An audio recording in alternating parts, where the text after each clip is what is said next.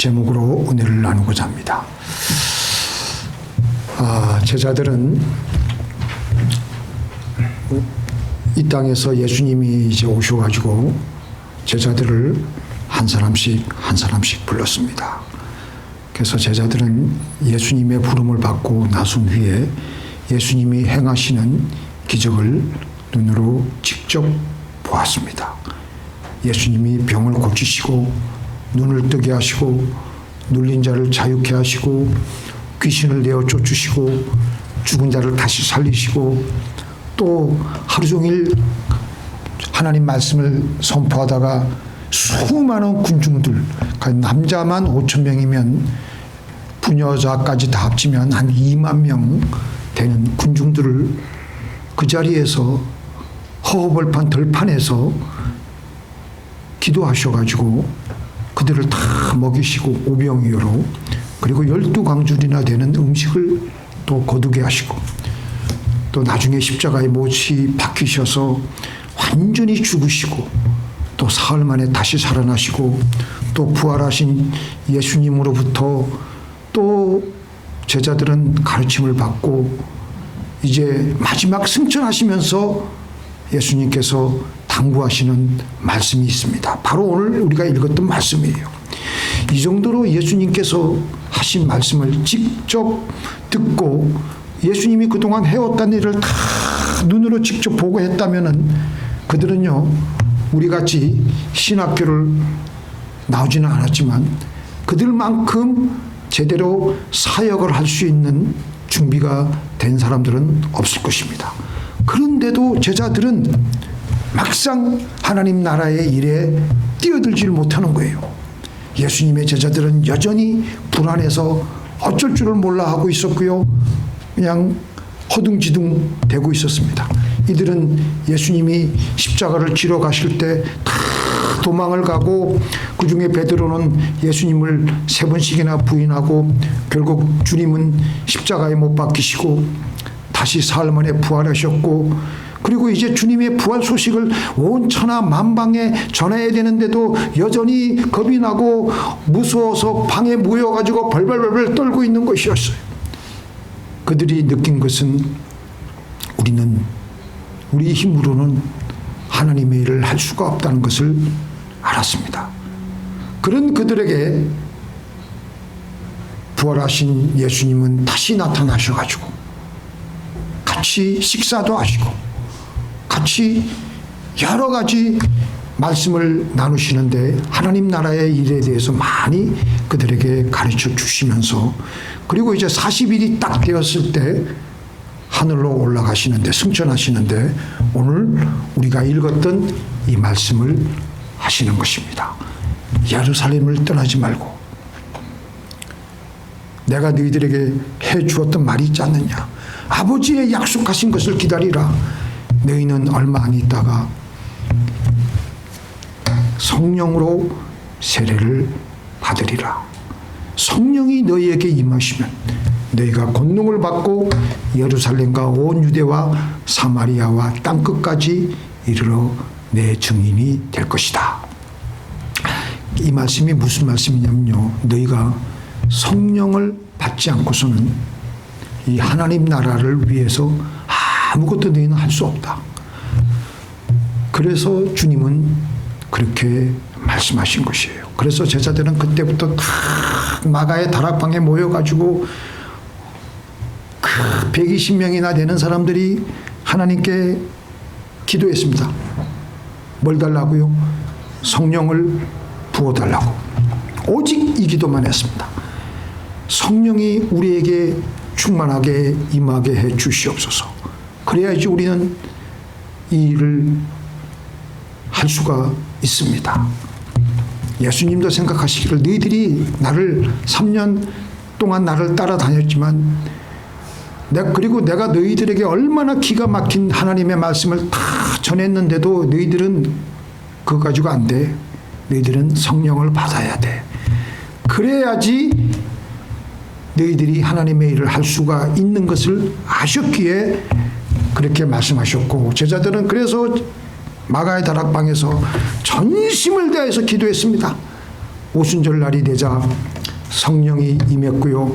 모든 제자들이 다 성령에 충만했습니다. 이제 성령에 충만해진 베드로는 전에 같으면 겁이 나가지고 그냥 그 마음이 약해가지고 예수님을 세 번이나 부인하고 겁이 나고 무서워서 벌벌벌벌 떨 텐데 이제는 담대히 죽든지 살든지 관계없이 사람들 앞에 담대히 큰 소리로 하나님의 말씀을 증거하니까 하루에 3,000명이나 되는 사람들이 예수님을 믿기 시작하는 거예요.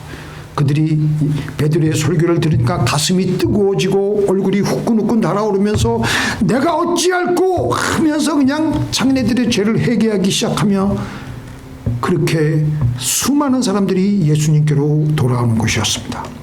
하나님의 성령이 그들에게 바로 베드로에게 임하였기 때문에 일어나는 것입니다. 우리도 마찬가지입니다. 우리가 그동안 교회를 많이 다녔고요. 제자 훈련을 하고 성경을 많이 알아도 우리는 하나님의 그 일을 하나님의 그 복음 증거를 다른 사람들에게 감히 말을 할 수가 없습니다. 여전히 겁이 나고 두렵고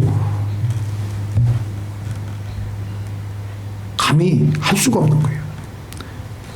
그래서 우리도 마찬가지로 성령 충만을 받아야 되는 것입니다. 자, 왜 예수님께서는 제자들에게 오늘날 우리들에게 성령 충만을 받으라고 하시느냐? 성령 충만을 받으면 우리에게 어떤 현상들이 나타나느냐? 외향적인 거 말고 근본적인 걸 말씀드리겠습니다. 성령 충만을 받으면요, 우리의 욕심을 내려놓게 됩니다. 그래서 성령 충만 받았던 예루살렘의 초대교인들이 아무도 자기 것을 내 것이라고 하지 않고 많이 가지고 있는 사람들은 자기의 흘러넘치는 재물들을 모자란 교인들에게 나눠주기 시작하면서 서로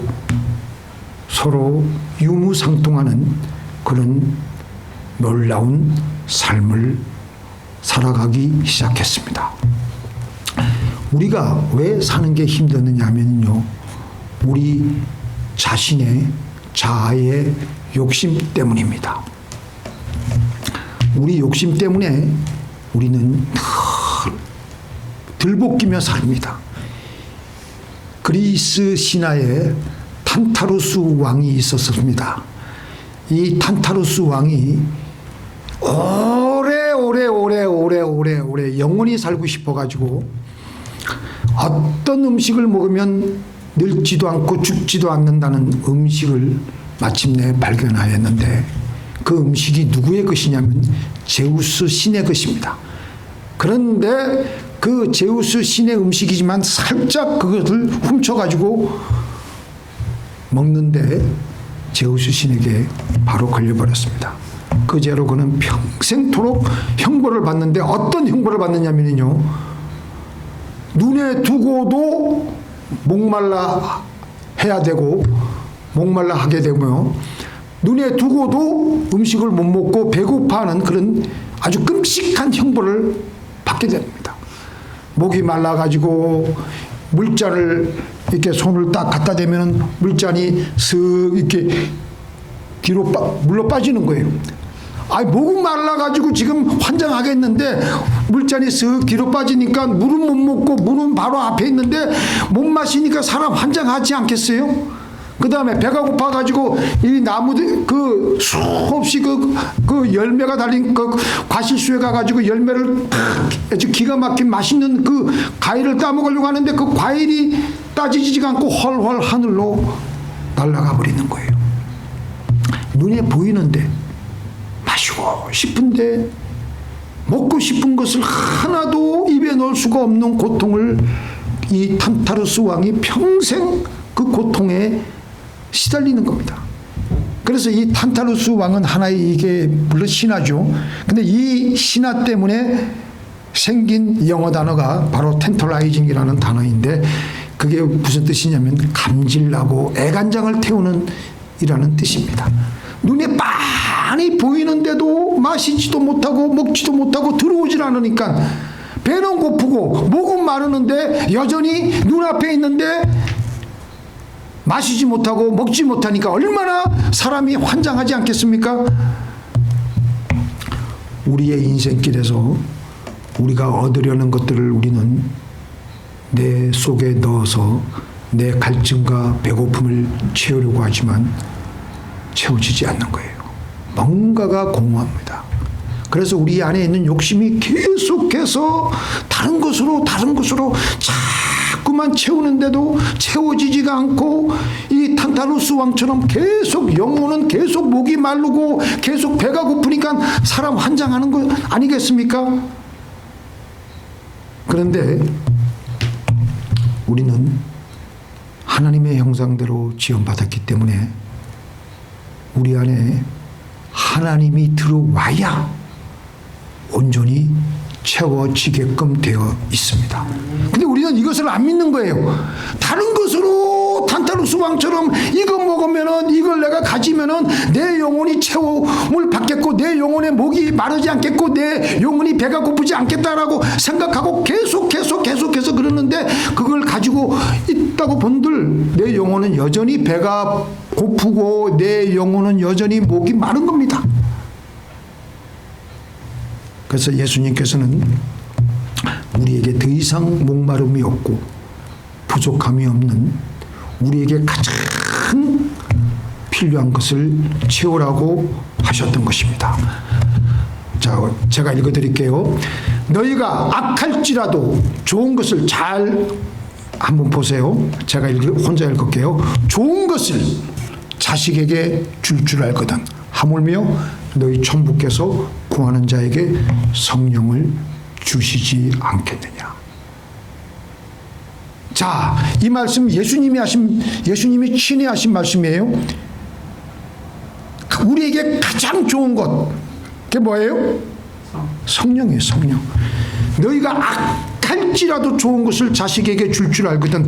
우리에게 가장 좋은 것이 성령이라고 예수님께서 콕 집어서 말씀해 주셨습니다. 우리에게 가장 좋은 것은 성령이십니다. 왜냐? 우리에게 성령이 들어오면요, 우리에게 만족감이 있어요. 우리에게 더 이상 바랄 게 없어요. 우리에게 목마름과 영혼의 갈증이 싹 그냥 해결돼 버리는 겁니다. 영혼의 배고픔이 해결되고, 그래서 어떤 상황에서든지 만족을 느끼게 되며 만면의 웃음과 감사가 떠나지 않게 되고 이 땅에서도 천국의 삶을 살아가게 되는 겁니다. 근데 그게 안 되기 때문에 사람들이 미쳐 환장하는 거예요. 아무리 돈을 많이 가지고 있다고 한들 밤에 밤잠을 못 자고 괴로워하고 불안해하고 여전히 불만족스럽고 여전히 힘들어하고, 왜 빌 게이트가 그런 이상한 짓을 하고 돌아다니고 있습니까? 그렇게 돈이 많고 있으면은 영혼의 목마름이 없고 영혼의 배고픔이 없어야지 얼마나 세상에서 제일 행복한 삶을 살아야 되는데 여전히 그는 그렇게 살지 못하고 이혼을 하고 말았던 겁니다. 자, 성령 충만하였던 사도 바울은 내가 궁핍함으로 말하는 것이 아니라 어떤 형편에든지 내가 자족하기를 배웠나니 내가 비천에 처할 줄도 알고 풍부에 처할 줄도 알아 모든 일에 배부르며 배고픔과 풍부와 궁핍에도 일체의 비결을 배웠노라. 내게 능력 주시는 자 안에서 내가 모든 것을 할 수 있느니라. 그 영혼에 성령으로 충만하니까 영혼의 배고픔과 목마름이 없는 거예요. 그러니까 어떤 상황이 주어져도 자기는 목마름이 없으니까 만족하니까 너무 좋다는 거예요. 너무 행복하다는 거예요. 성령 충만하였던 다윗이 뭐라고 고백했습니까? 시편 23편에서 여호와는 나의 목자시니 내가 부족함이 없으리다. 목마름이 없으니까 나는 부족함이 없는 거예요. 여호와는 나의 목자시니 내가 부족함이 없으리로다. 너무 행복한 거예요. 지금 어떤 상황이에요? 사울에게 계속 쫓겨다니면서 다음 끼니를 생각해야 되고 또 다음 어떤 동굴에서 또 자야 될지 늘 생각해야 되는데, 그는 영혼의 목마름과 영혼의 배고픔이 다 채워지니까, 성령으로 하나님으로 채워지니까 그는 지금 너무 만족스러워요. 불안하지 않는 거예요. 그러니까 그가 나를 푸른 초장에 누이시며 실만한 물가로 인도하시는도다. 불안하지 않으니까 하나님이 나를 누이시는 것을 느끼는 거예요. 사울이 그렇게 지금 자기를 쫓아다니고 있는데도 죽음의 위협에 있음에도 불안하지 않다라는 겁니다. 이 이 사실 다윗은 목동이기 때문에 이 상황을 잘 알고 있습니다. 이 양들은 늘 불안해가지고 제대로 누워 자지 못하는 동물 중에 하나가 양이에요. 그래서 양은 웅크리고 자요. 왜냐하면 사나운 짐승이 오면 바로 그냥 냅다 도망가고 해야 되기 때문에. 그런데 자기는 누워 잔다라는 거예요.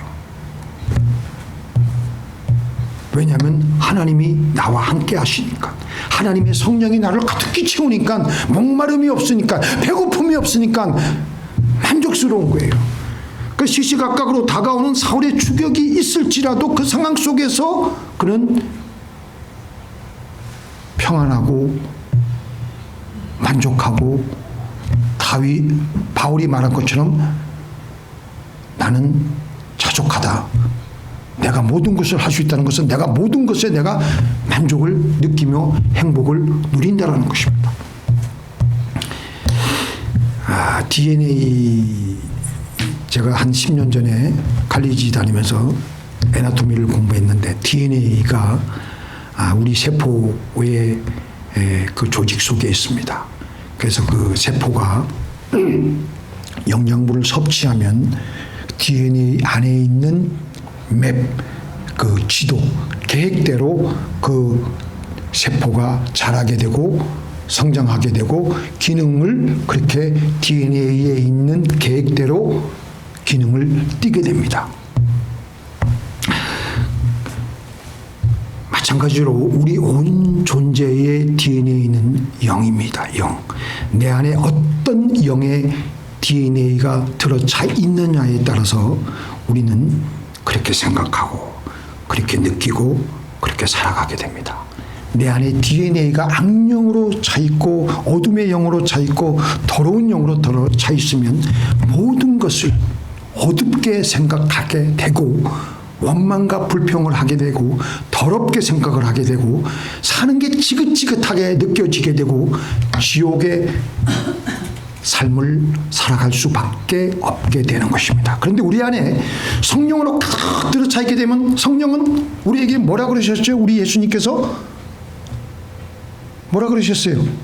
좋은 것이라고 했잖아요. 좋은 것. 그래서 성령이 디자인해 놓은 대로 내 안에 있는 모든 것이, 모든 상황을 만족스럽게 느끼게 하고, 무슨 상황이든지 감사가 저절로 나오는 겁니다. 없으면 없는 대로 더 좋게 해주실 하나님이시라는 것을 믿게 되며 감사하는 겁니다. 그래서 이 땅에서도 보면요, 천국 갈 사람과 지옥 갈 사람이 정해져 있어요. 우리가 보면 알 수가 있어요. 저 사람은 천국 가겠구나. 왜냐하면 항상 만족해하며 감사해하며 자족하며 행복을 누리며 천국의 삶을 사니까 그 천국 가게 돼 있어. 왜냐하면 그 안에 성령이 가득 차니까. 벌써 그 사람은 구원받은 사람이라는 것을 우리가 알 수가 있는데, 어떤 사람은 밤낮 불평하고 하나님하고는 전혀 관련 없고 그냥 그렇게 지옥 같은 삶을 살다가 그렇게 가는 거예요. 너무나도 우리가 정말 안타까운 겁니다. 그래서 이 성령으로 가득 들어차게 되면요, 심지어는 자기를 죽이려고 달게 되는 사람을 위해서도 기도를 해줄 수가 있는 거예요. 성령 충만한 스데반이 뭐라 그랬습니까? 자기에게 돌을 던진 무리들에게, 주여 저들의 죄를 저들에게 돌리지 마옵소서. 우리 예수님도 주여 저들이 알지 못하고 하는 것이오니 저들을 용서하여 주옵소서. 죽는 순간에도 그들을 사랑하는 마음을 가지고 있을 수 있는 것은 그 안에 성령이 그의 마음을 움직이기 때문에, 성령께서 디자인해 놓으신 대로 생각하고 움직이시니까 그렇게 되는 거예요. 근데 이제 우리가 성령 충만을 끊임없이 받아야 되는데 어떻게 해야 됩니까? 예수님은 우리에게, 오늘 제자들에게 또 우리들에게 성령을 받기 위해서 기도하라고 말씀하셨습니다. 성령 받기 위한 기도의 방법을 오늘 우리 사도행전뿐만 아니라 누가복음 11장에서도 말씀해 주시는데요. 우리가 서로 교독하시겠습니다. 내가 또 너희에게 이르노니 구하라 그리하면 너희에게 주실 것이요, 찾으라 그리하면 찾을 것이요, 문을 두드리라 그러면 너희에게 열릴 것이니. 구하는 이마다 찾을 것이요 찾는 이가 찾을 것이요 누리는 이에게 열릴 것이니라. 너희 중에 아비 된 자 누가 아들이 생선을 달라면 생선 대신에 뱀을 주며 알을 달라면 들어가를 주겠느냐. 너희가 악할지라도 좋은 것을 자식에게 줄 줄 알거든 하물며 너희 천부께서 구하는 자에게 성령을 주시지 않겠느냐.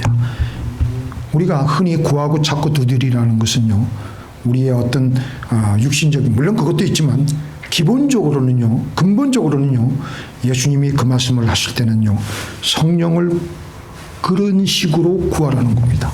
구하고 또 안 되면 또 찾고 또 두드리고 교회 와서 또 두드리고 하나님 왜 안 주십니까? 여기서 자녀라고 했지 않습니까? 자녀는요, 하나님의 자녀에게는 벌써 성령님이 내주하고 계세요. 우리가 벌써 구원받을 때 여러분들이 교회를 처음 나올 때 예수를 믿잖아요. 예수 믿는 순간에 벌써 성령님이 우리 안에 내주하고 살고 계세요. 그 성령을 구하라는 게 아니라 성령이 우리 안에 근본적으로 내주하고 계신데 성령이 충만해야 되기 때문에 그 성령 충만함을 받기 위해서 구하라, 찾으라, 두드리라고 말씀하시는 겁니다. 그래야지 우리는 하나님의 일을 제대로 할 수가 있을 수 있기 때문에 성령 충만을 위해서 기도하라는 것입니다. 바로 이 누가복음 이 말씀 전에 무슨 말씀을 하시냐면요, 어떤 열기와 어떤 강도로 구하라고 그랬냐면요, 어떤 한 사람에게 친구가 밤에 찾아왔는데 마침 그 집에 음식이 없어요. 떡이 다 떨어졌어요.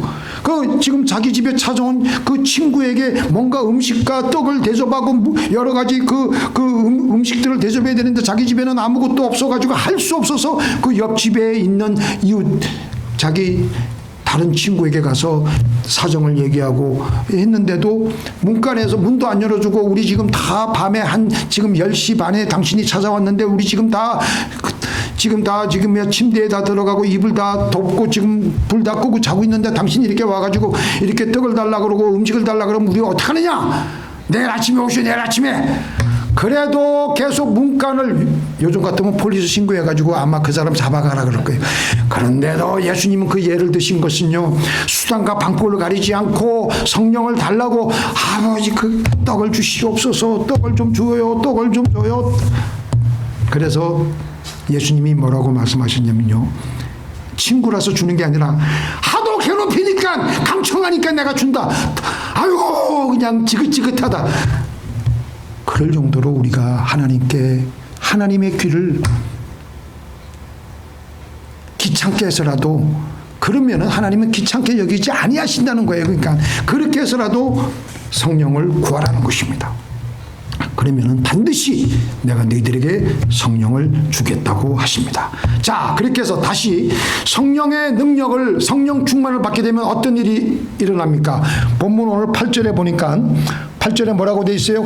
오직 시작. 오직 성령이 너희에게 임하시면 너희가 권능을 받고 예루살렘과 온 유대와 사마리아와 땅끝까지 이르러 내 증인이 되리라 하시니라. 자, 성령의 능력을 우리가 물론 성령님은 우리가 예수 믿을 때부터 성령님이 와서 살고 계시지만 성령이 충만하는 성령의 능력이 더 성령이 충만하게 우리의 온 존재에 부어지게 되면요, 우리의 온 생활 영역에서 하나님의 능력이 우리의 존재를 통해서 흘러나오기 시작하는 것입니다. 믿습니까? 공부를 하는 학생들은 기쌍하게 그냥 책을 다 외워버려요. 한 3번 정도 그냥 책을 그냥 보잖아요. 머릿속에 책이 쫙 이렇게 들어가 있대요. 그 원종수 권사가 그랬잖아요. 그분만 그런 게 아니라 예전에 제가 또 같이 사역했던 우리 김성태 목사님도 그랬어요. 근데 서울대 공대 나오고 여기서 버지니아에서 다 그 박사학위 받으신 분인데, 그거는 그것만 아니라 자기도 한 3번 딱 보면요, 머릿속에 책이 쫙 그냥 스크린 같이 딱 이렇게 보인대. 공부하는 학생이면 공부를 그렇게 잘할 수 있는 능력, 사업을 하는 사업가에게는 사업을 잘할 수 있는 능력, 주부는 가정일을 또 잘할 수 있는 능력, 또 돈 벌기를 원하는 사람들은 돈이 되는 것에 눈이 보여가지고 돈을 많이 벌어서 다른 사람도 살리고 자기도 살리게 하는 능력, 이런 능력이 주어지게 되는 것입니다. 자, 같이 읽겠습니다. 시작. 내 하나님 여호와를 기억하라. 그가 내게 재물 얻을 능을 주셨습니다. 이같이 하시면 내 열조에게 맹세하신 언약을 오늘과 같이 이루려 하십니다. 하나님이 우리에게 돈 벌 능력을 주셔야 된다니까요. 그 능력이 어디서부터 흘러나오느냐? 성령 충만을 받으면 그게 된다니까요. 솔로몬이 성전을 지을 때 기가 막힌 장인이 있었어요. 기가 막힌 기술자가 있었어요. 누구냐? 오홀리압과 부살렐. 이 두 사람에게 성령이 충만히 임했어요. 그러니까 이 사람들 안에 있는 그 원래 예술적 감각을 성령이 충만하게 그냥 작용을 하시니까 전해볼 수 없던 아름다운 그 솔로몬 성전이 그냥 기가 막히게 델리케이트하게 아름답게 그렇게 성전을 지을 수가 있게 되었던 것입니다. 그러니까 성령은 우리 안에 있는 예술성, 지성, 영성을 자극시켜 주셔요. 그래가지고 하나님의 그 아름다운 기가 막힌 것들이 우리의 그 존재를 통해서 흘러 나오게 되는 것입니다. 그래서 우리는 성령 충만 받기 위해서 막 기도해야 돼. 성령 주시옵소서. 성령 충만하면요, 예수님의 영이, 예수님이 우리 안에 들어오는 거기 때문에 예수님 얻으면요 다 얻은 거예요. 세상 다 얻은 거예요. 우리가 뭐 다른 거 구할 거 없어요. 성령 주시옵소서. 그러면 세상의 모든 거, 온 천하보다 더 귀한 기가 막힌 것들을 우리가 다 얻게 되는 줄 믿습니다. 자, 성령이 임하시면 마지막으로 우리가 이거 정말 잘 들으세요. 우리가 우리 인생길을 걸어가는데 참 외줄 타는 것 같아. 저나 여러분들이나 인생길을 정말 잘 걸어가야 되는데 오직 한 길. 자, 한번 따라해 보세요. 오직 한 길. 오직 한 길. 오직 한 길은요 하나님만 알고 계세요.